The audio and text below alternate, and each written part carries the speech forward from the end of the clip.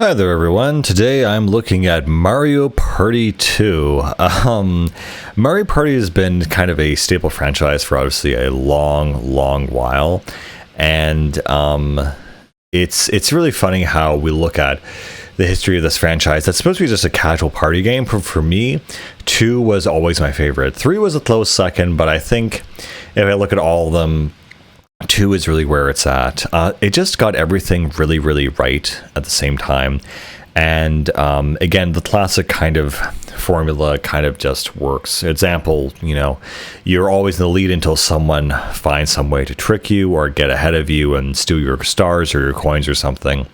And so the basic premise of Mario Party is essentially that you have 4 players and you all kind of go on this little kind of board and whatever. And what you do essentially is you go around the map and you get, coins. And you land on a square, and that'll determine if you lose coins, gain coins, or neutral. And then along with that, you're going to basically try to get to the star and then buy a star with the amount of coins you have.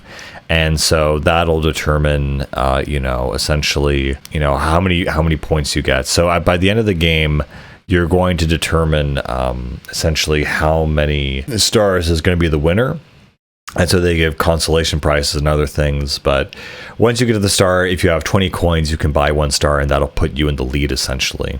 And so once everyone has landed on a square, what happens is there is a mini game that occurs.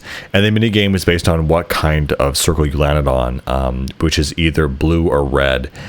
So everyone gets blues, which is very common, then it's a 4 battle free-for-all. If you have 1 red, then that person is the antagonist, and then there'd be some other kind of scenario. And if there's 2 reds and 2 blues, then it's a team battle, and it's a 2v2. And so you keep playing these games because you keep unlocking more and more games depending on how many you get. And then every time you buy the star and you get to the star, it'll spawn in a different location on the map. So obviously, the more spaces you move, the much better it is, because then you can choose branching paths. And of course, there are different levels like Pirate Land and Cowboy Land, and so that'll determine what kind of event will occur, essentially. So obviously, the more moves you can make, the more kind of things you can do. And of course, the main thing that you want to do is one of the more advanced, I think, techniques in this game are the items, because before you actually do your dice roll and press A, which is extremely tempting just from the sound of all of the the sound of the die, you can buy items, and these can give you a certain edge. So it'll give you an extra dice roll, or maybe the ability to steal coins from someone else. There's plenty of times where someone will be right in front of the star and you can steal coins from them. There's also a Boo, who essentially is able to, if you pay the Boo a minimal amount of coins, he'll steal coins from someone else, and that's very frustrating. And then as you play each game, you unlock more and more mini games depending on how many you play. And so, again, these are just very simple mini games. You're using the A button and the B button. Sometimes you're moving together, sometimes you're going separately. But the main kind of component is to win. I think the one that everyone knows most from Mario Party 2 is the snowball game, where you have this giant ball and you basically have to knock the other players off the edge. And a lot of the times, the player that does stand still is usually the one that actually wins and gets it, simply because it's so difficult to even just stay afloat on top of the ball. And then there are certain games where one person is in charge and the 3 players have to survive, and usually the one player in charge is either at a huge advantage or a huge disadvantage. There's really no in between. There are also level specific kind of scenarios, essentially, where you'll have certain duels or something where characters will be tied for the score, and so they'll have certain items or something where they'll need to essentially duke it out. And again, those are just mini games, but they're very level specific. So for example, the cowboy level, you have to press A to draw at the same time and then fire at each other, and then whoever wins will essentially create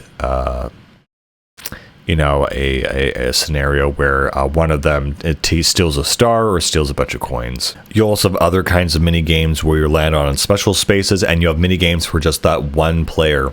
And it could be things from like, you know, matching the barrels or shooting down at targets, and depending on what you choose, you can either get a special item or you'll get Bowser to summon.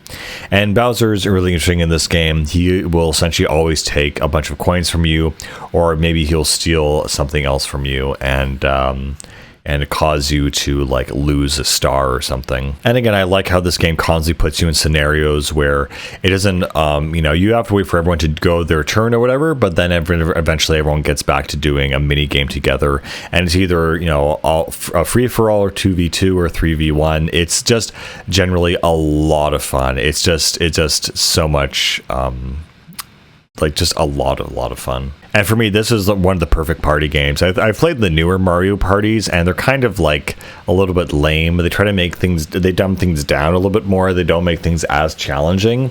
And just the whole kind of ability to screw someone over really hard is just not really present in the newer games. Then again, I only played the one on the Wii besides this one, and also a bit of Mario Party 3. So I'm not actually entirely sure exactly what the new, like the current Switch Mario Party's titles are like. And along with the other kind of balances and checks in the game, there are other kind of rewards where, you know, they'll look at the last player or the player with the most coins, and they'll give them a star, or they'll give them a boost or something. And this intermission every 5 turns kind of tries to rebalance the game, and it gives like the lower players an incentive to keep going. But the one thing I do have to say that this game accomplishes very well is simulating that feeling of being an entirely unfair and frustrating experience with other players, and really despising the people you're playing with. I find that to be super interesting and funny, frankly. And yeah, accomplishes this very easily. Again, you know, there's different ways to go around the map. There are different areas where essentially you can go into a branching path and change the level geometry. Sometimes, you know, players will get hit and they'll be sent back to the beginning. Overall, this game is meant to be super kind of frustrating.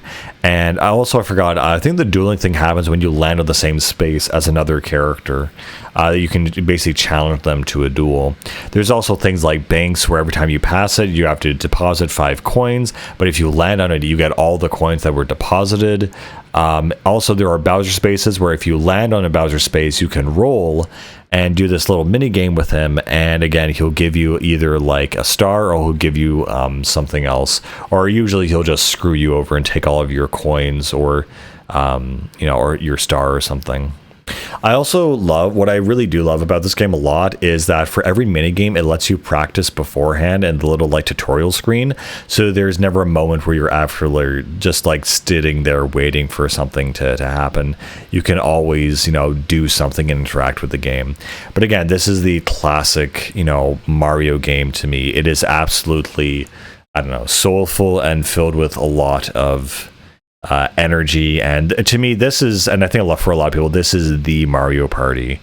You know, the one, the only. There's something about it that just is iconic and distinct and just very, very cool. But yeah, that's pretty much Mario Party and the series as a whole. I don't see it really evolve much. I know the Wii, it had like different kinds of motion control games and mini games, and obviously, and there's a weird kind of crossover with this game and WarioWare, I feel, because it's the same kind of thing, like a bunch of mini games. But overall, I feel like it's very much you know, a kind of a very silly, fun kind of game that, you know, you can play with friends as a total time waster and not have to think too hard and just have a lot of fun just, you know, doing things. Anyway, without all that being said, guys, I think I'll leave it at that. And, you know, Mario Party is Mario Party. Not much else to say about it. And this one is the one and the only. I'll see you later, guys. Bye.